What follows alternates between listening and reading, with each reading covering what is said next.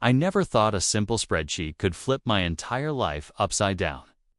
One minute, I was the guy everyone at the office came to for help the numbers whisper, as they jokingly called me. The next, I was being escorted out with a box in my hands, humiliated after years of loyalty. Why? Because I caught something in a report that they didn't want found. And instead of thanking me, they fired me. Just like that. No explanation, no severance. Just silence and a cold, corporate smile. But here's the thing about working behind the scenes for so long.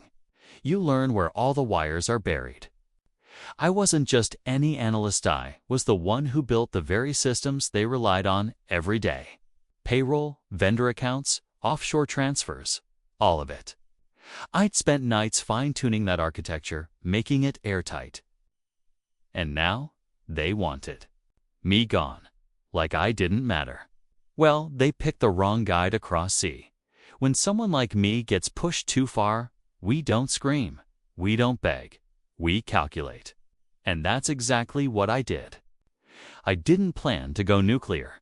But once I found out why they really fired me once, I saw the cover-up buried under those tidy rows and columns. I knew I had two choices: walk away quietly or expose the whole rotten core.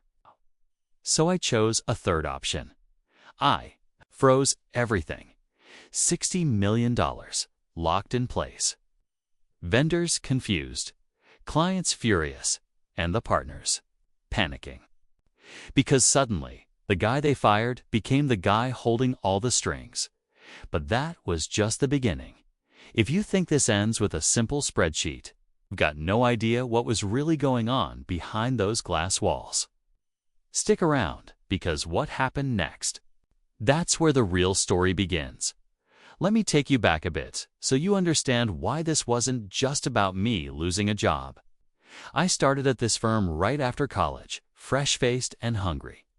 Back then, it felt like a dream. Fast-paced. Finance world, late-night takeout at the office, the constant buzz of deals being made. I gave them everything: loyalty, weekends, sleep. I climbed from intern to senior systems analyst in under 5 years. I knew the heartbeat of that company better than anyone, especially the stuff no one talked about out loud. The spreadsheet that started all this. It wasn't even mine. One of the junior associates had sent it to me by mistake. Just a routine expense report, except it wasn't. Hidden in one of the subsheets was a pattern I couldn't ignore.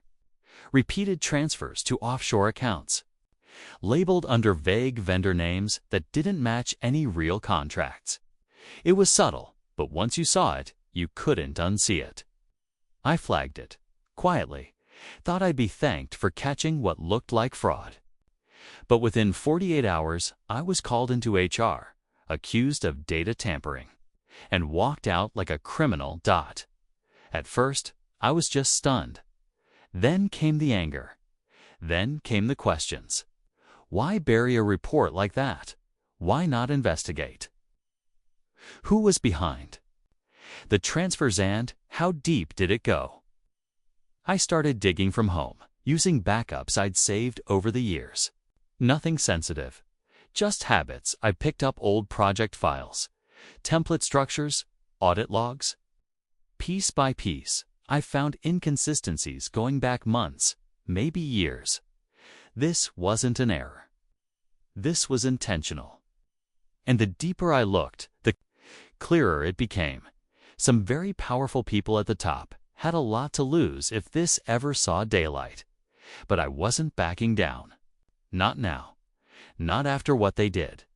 The closer I got to the truth, the more I felt like someone was watching me. My email accounts started getting login alerts from strange locations. My LinkedIn was pinged by anonymous profiles. Even my old work laptop, which I had wiped and boxed away, somehow powered itself on in the middle of the night. I knew I had kicked a hornet's nest. But I wasn't backing down. I started compiling everything: transaction records, vendor profiles, email threads, even timestamp logs from internal audits. The spreadsheet that got me fired was just the tip of the iceberg. Beneath it was a carefully orchestrated scheme: false invoices, dummy consultants, and layered approvals signed by the very partners who had praised my attention to detail for years. It was clear they were laundering money through the firm. I had all the proof. I couldn't go to the press yet, not without protection. So I did the only thing I could think of: used their own systems against them. I accessed the emergency freeze protocols I'd quietly helped build, meant for cyber attacks or compliance threats. I didn't trigger the final lockout yet, but I prepared everything. With just one click, I could freeze every cent tied to those shadow accounts. $60 million spread across multiple entities, all under the firm's control. For now then, out of nowhere, I got a call. Blocked number. Voice. Masked. But the message was clear. Walk away, and this all disappears. We'll even give you a severance. You're in over your head. They were scared. I recorded the call and saved it. 3 encrypted drives. This wasn't just about exposing corruption anymore. It was about proving they couldn't silence everyone.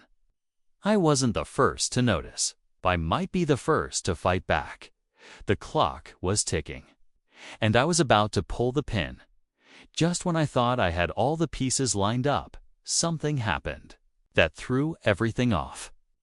I got an email from someone using an old internal domain, one that had been deactivated months ago when the firm shifted servers. The subject line was a single word: stop. Attached was a file. Encrypted, password protected. But the name of the file.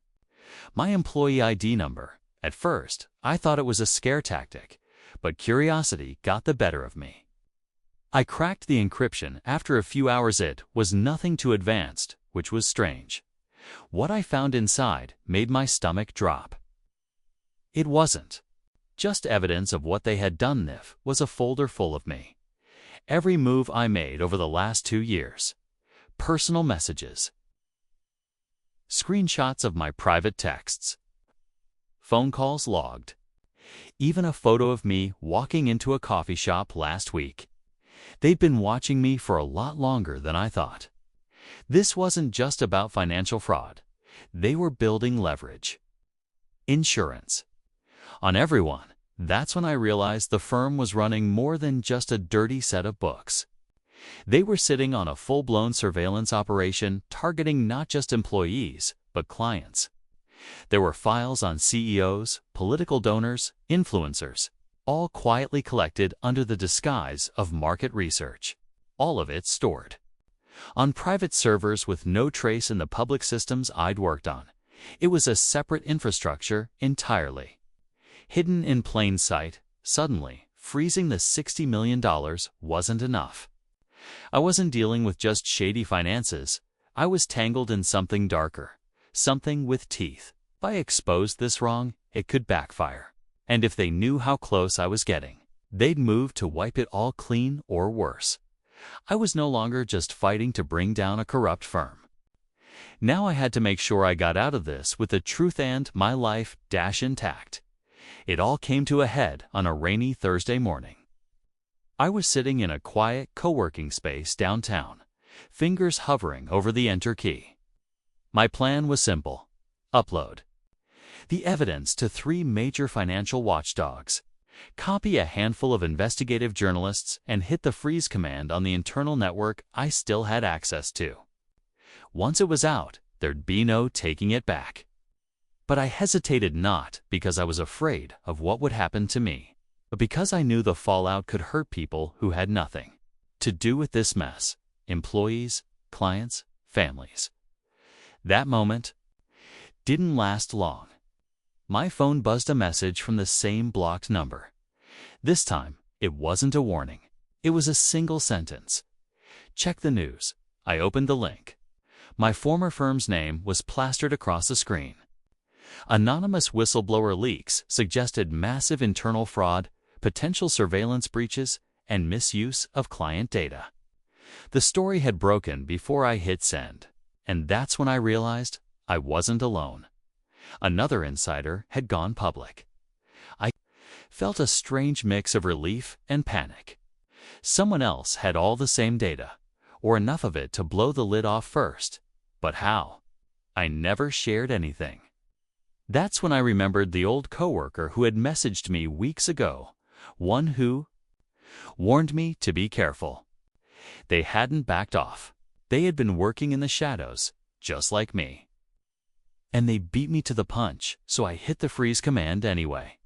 Because if they exposed the scheme, I had just shut down the money trail behind it. Millions gone. From their reach, panic hit the firm like a bomb. Partners resigned overnight. 2 were taken in for questioning. Federal investigators moved in fast. I thought that was the end. But then, 2 days later, a USB drive arrived at my door. No return. Address: just a sticky note. You missed something. Scoot's higher. And just like that, the story wasn't over. I held the USB drive in my hand for a long time, debating whether to plug it in. After everything, I wasn't sure I could handle more secrets, but curiosity won. Inside were files dating back over a decade, connections between senior partners and international firms, offshore investments, and private security contracts. What hit hardest was a file labeled Internal Controls. Key personnel. My name was in it, along with others who had left suddenly over the years. It confirmed what I already suspected: they had a system for dealing with anyone who got too close. I was almost one of them. I turned everything over to the feds. Quietly, no interviews, no spotlight, just the truth in its rawest form. A few weeks later, the headlines started shifting. Investigations widened. The firm officially collapsed. Liquidation, lawsuits, criminal charges, $60 million locked, clients protected. And a decade of lies finally pulled into daylight. The coworker who leaked the story, she reached out again. We met in a crowded cafe, exchanged a look that said everything. We didn't need credit. We just needed peace. She'd been collecting data longer than I had. It turns out we'd both been watching the same train wreck from different angles, waiting for the right moment to jump in. Now, months later, I've moved on, still in tech. But far from the finance world, I keep things quiet, simple. And I never forget how fast things can change over something as small as a spreadsheet. If there's one takeaway here, it's this: never underestimate the power of the truth, even when it's buried under rows of numbers and corporate buzzwords. Because when the right people find it and choose to act, it can shake even the most powerful structures. And sometimes that's exactly what needs to happen.